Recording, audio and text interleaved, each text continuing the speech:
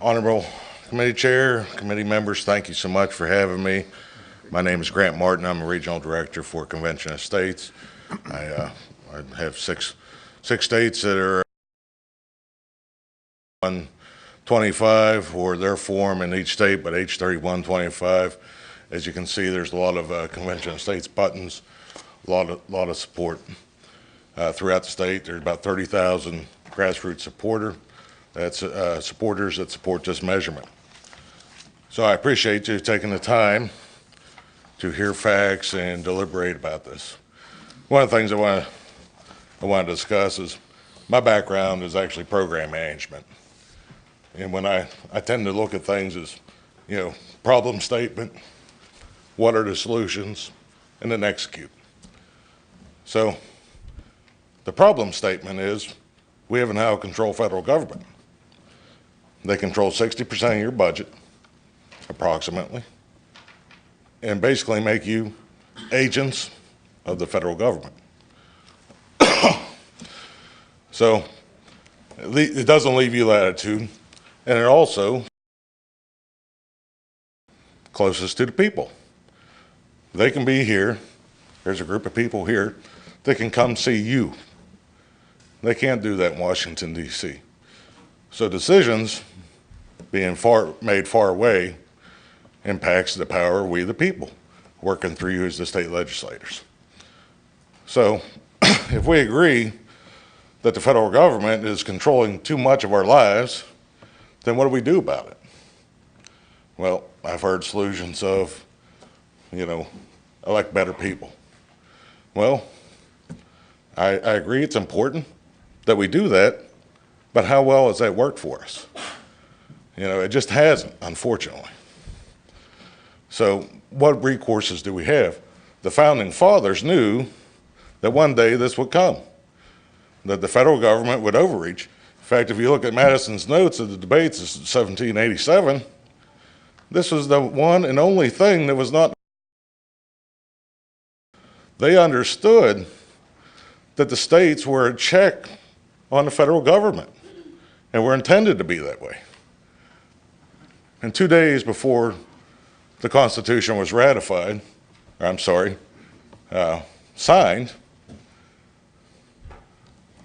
Colonel George Mason stood up and said, hey, we made a mistake.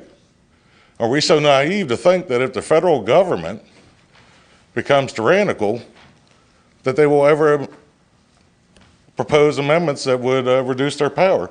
And of course, it's kind of like that aha moment that no debate. The only thing in the notes that there was no debate on. So they understood that. And they had faith in you, the state legislators. Why? Because they were state legislators, most of them. They knew that you were close to the power of the people, and that the people had their will through you. That's why they gave you the power. They gave you the power to ratify any amendment, regardless of which way it goes.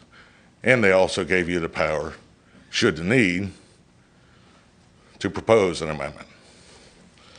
So then I just heard that this was, possible. Just going back to my program management roots. So you take your options. Now, what are really the risks of this? The ultimate check and balance on this is the ratification process. There's plenty of steps along the way that are checks and balances, but really just to boil it down, it's not even just 13 states that it takes to stop a crazy amendment. It's 13 committee chairmen or women that have to do nothing. They don't have to bring it up. It takes 13. Think about what a high bar that is to overcome. Changing the Constitution, amending it was intentionally made difficult. But they gave us a process, and that's the process we're trying to follow, not using Supreme Courts to roll crazy things of what the Constitution means. and now we have a 3,000-page behemoth called the Constitution Annotated. So if we think that our Constitution isn't in jeopardy right now, it's been in jeopardy, and it's been being changed, just not through the proper process. So I thank each and every one of you for your time, your deliberation on this. It's a vitally important thing. This is not something to be taken lightly, and we understand that. So we appreciate each and every one of you, and certainly if you have any questions, I'll be glad to answer. Go to conventionestates.com, press the button, sign the petition. More importantly, get 10 of your friends to do the same. When you sign the petition, then that sends a letter to your state legislator. You go on the list in their district as a supporter. We deliver those lists to the state legislators. It means something to them.